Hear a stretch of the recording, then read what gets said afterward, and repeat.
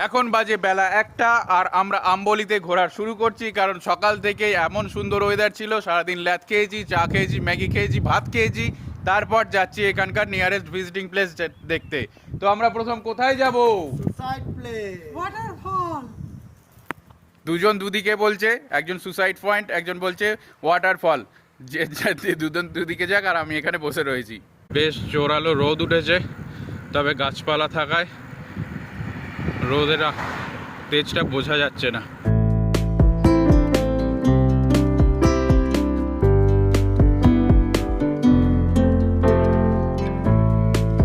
Suicide point বা কামসেট যেতে আর বেশি দেরি নেই, কিন্তু তার আগে এত সুন্দর একটা দৃশ্য দেখতে পেলাম যে মনটা জুড়ে গেল।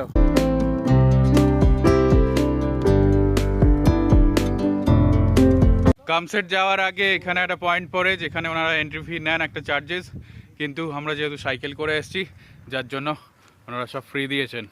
তো থ্যাংক ইউ দাদা, থ্যাংক ইউ সবিকো। ওয়েলকাম।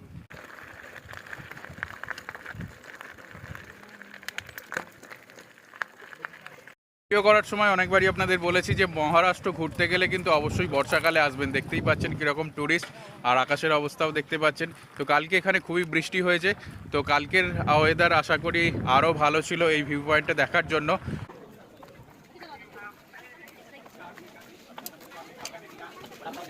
তো আমরা চলে এসেছি কামসেটে, যার কুখ্যাত নাম হচ্ছে সুইসাইড পয়েন্ট, আর তার দৃশ্য আপনাদেরকে দেখাচ্ছি।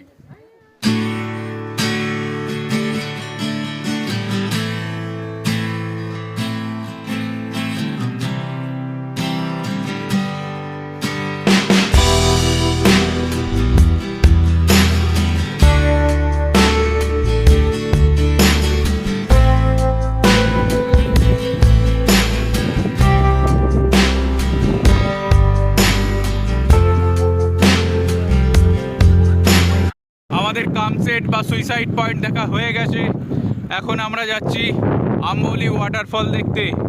আম্বলি যাব এখন। আম্বলি ওয়াটারফল একটা ভালো ওয়াটারফল, মহারাষ্ট্রের সবথেকে বৃষ্টিপাত জায়গা আম্বলি। চলতে আবার দাঁড়িয়ে পড়লাম, আমাদের চাল শেষ হয়ে গেছে। যে চাল পেয়েছিলাম প্রমোদ কাকার বাড়িতে, প্রায় 10 কেজি চাল, তো আমরা 5 কেজি নিয়ে এসেছিলাম, তো 5 কেজি শেষ হয়ে গেছে, তাই জন্য এখন চালের দোকানে আছি।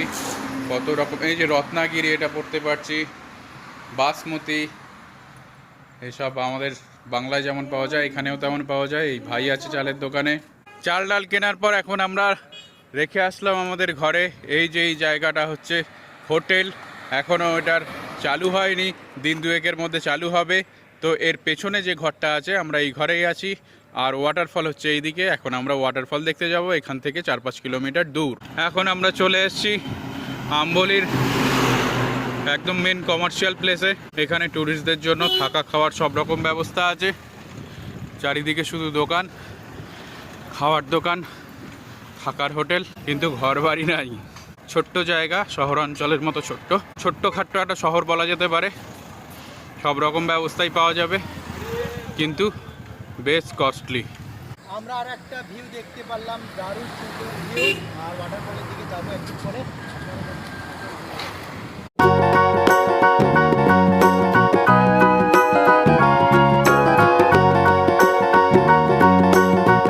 গতকাল ফলস দেখবো বলে যাওয়ার জন্য যে বেরিয়েছিলাম, কিন্তু এই ভিউ পয়েন্টের সামনে এসে আটকে গেছিলাম। এত সুন্দর ভিউ, তাই জন্য আর ফলস দেখতে যাওয়া হয়নি, কারণ শুনেছিলাম যে ফলসে খুব বেশি বৃষ্টিপাত হচ্ছে না, মানে ঝর্ণার জল পড়ছে না।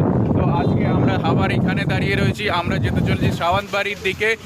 তার রাস্তায় যেতে যেতেই ফলসটা পড়বে, তো ওটা দেখে নেব।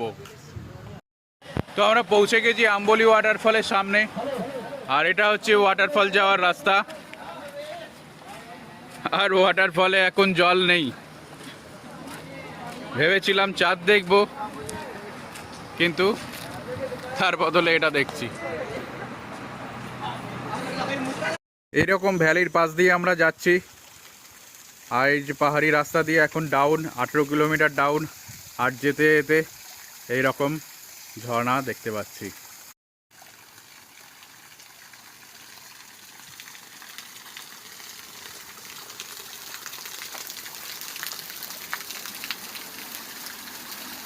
14 কিলোমিটার রাস্তার মধ্যে এখনো পর্যন্ত আমরা হাফ নেমেছি। তার মধ্যে সঙ্গীতার একটুখানি অবস্থা খারাপ হয়েছে, দেখতেই পাচ্ছেন পায়ের মধ্যে সিমেন্টের এই দাগ ফাগ।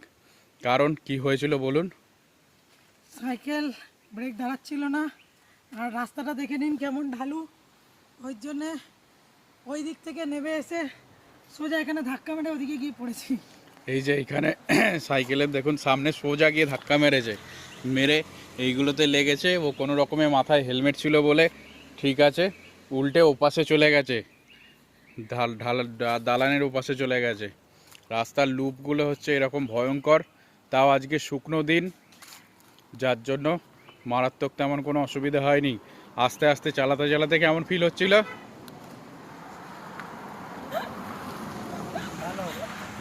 দুজনে আমরা ছেলে মানুষ দুজনে যখন চালাচ্ছিলাম, ওর তো বাংলা সাইকেল, ও কী করে এসছে আমি জানি না। আমি যখন চালাচ্ছিলাম ব্রেক একদম ধরছিলই না, তাও আবার ফুল ব্রেক ছেড়ে আবার ব্রেক ধরছিলাম। তো খুব আজকে বর্ষার দিন নয়, খটখটে রোদ আছে, শুকনো রাস্তা, সেইখানে এরকম পরিস্থিতি। তাহলে বর্ষাকালে এই রাস্তায় সাইকেল চালানো অত্যন্ত রিস্কের ব্যাপার, অত্যন্ত। সাইকেল না শুধু, যে কোনো দু চাকা চালানো, বাইক চালানো অত্যন্ত রিস্কের ব্যাপার। সঙ্গীতার লেগেছে যেহেতু ও নিজে থেকে ইচ্ছা করে ধাক্কা মেরেছে, তাই জন্য মন থেকে অতটা ভয় পাইনি। গা হাত পা কাঁপছে এখনও থরথর করে, কিন্তু মন থেকে অতটা ভয় পাইনি, না হলে কিন্তু অবস্থা আজকে একটু খারাপই ছিল। এখন আমার সাইকেল চালাচ্ছে সঙ্গীতা, আর সঙ্গীতারটা আমি চলছি এই রকম পাহাড়ি রাস্তা দিয়ে। এটা তো তাও কম ডাউন আছে, এই রকম পাহাড়ি রাস্তা দিয়ে আমরা নামছি। একটু আগে সেসব জায়গা দিয়ে নামছিলাম, সেখানে তো রোদ পর্যন্ত ঢুকছিল না, এত গাছগাছালি।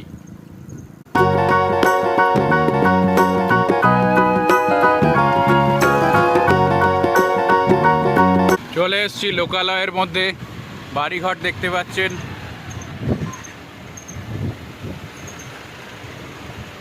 এইসব অঞ্চলে সব বেশিরভাগ টালির বাড়ি, কারণ প্রচুর বৃষ্টিপাত হয়, মোটামুটি জুনের শুরু থেকেই হয়।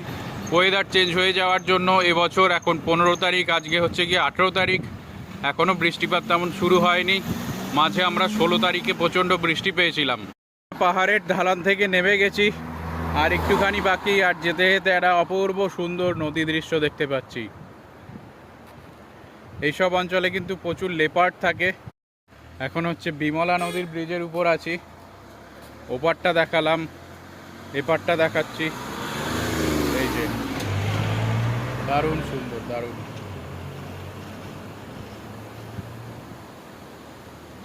সঙ্গীতা সাইকেলের প্যাডেল খুলে বেরিয়ে গেছে, তো এখান থেকে এখনও যেতে হবে 12 কিলোমিটার দূর, তারপর সাইকেলের দোকান পাবো। তো তার আগে ঝালাই মারার চেষ্টা চলছে, না হলে 12 কিলোমিটার যাওয়া, এরকমভাবে যাওয়া এক প্রকার অসম্ভব। অমিত ভাইয়ের সাইকেল, অমিত ভাইয়ের সাইকেল স্ট্যান্ড এখানে থাকার কথা, কিন্তু আছে হচ্ছে গিয়ে এইখানে। সাইকেলের স্ট্যান্ড কালকে ভেঙে চলে গেছে। এটা হচ্ছে আমার সাইকেলটা।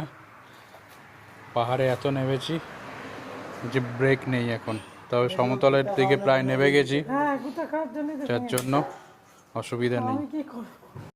ওয়েল্ডিংয়ের দোকানে এসেছিলাম ঠিকই, এই যে দেখছেন এটা অ্যাকচুয়ালি ফাইবারের আছে প্রদীপের আমারটা, যার জন্য ওয়েল্ডিং সম্ভব হয়নি। তা কী করছি আমরা?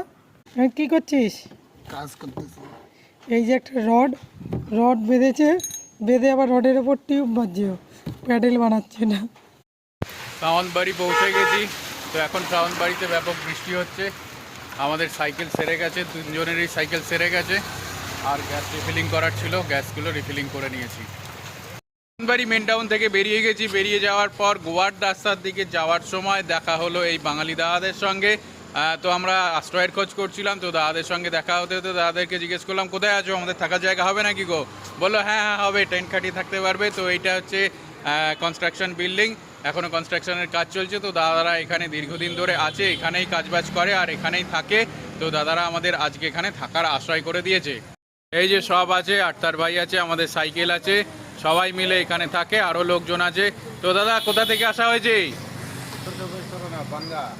উত্তর 24 পরগনা, বনগাঁ, এইসব ভাইরা আছে, ওই দাদা আছে। তো আমাদের আজকে আমরা এই দাদাদের সঙ্গে রাত কাটাচ্ছি। বসে আছি আশিস ভাইয়ের সঙ্গে।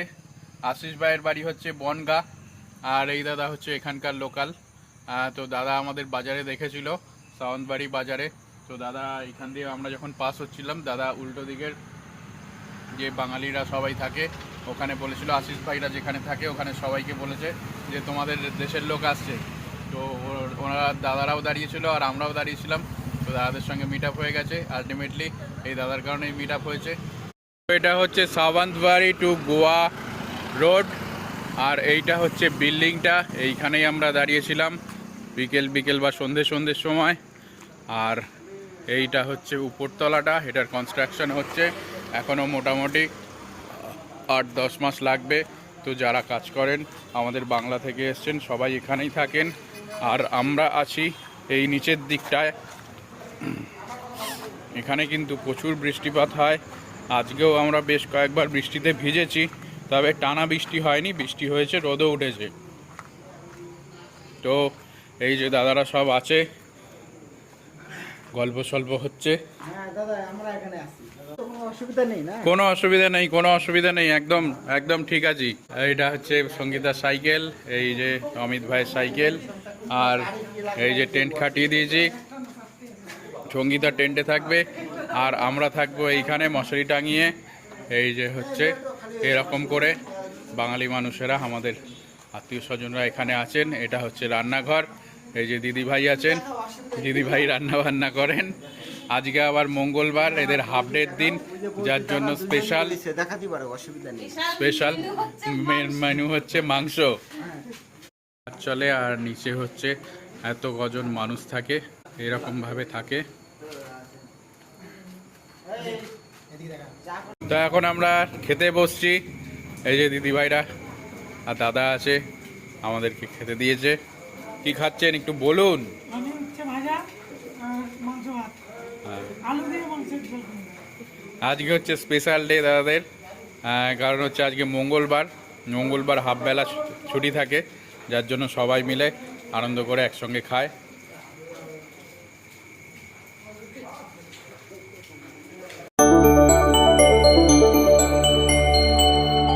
Thank you.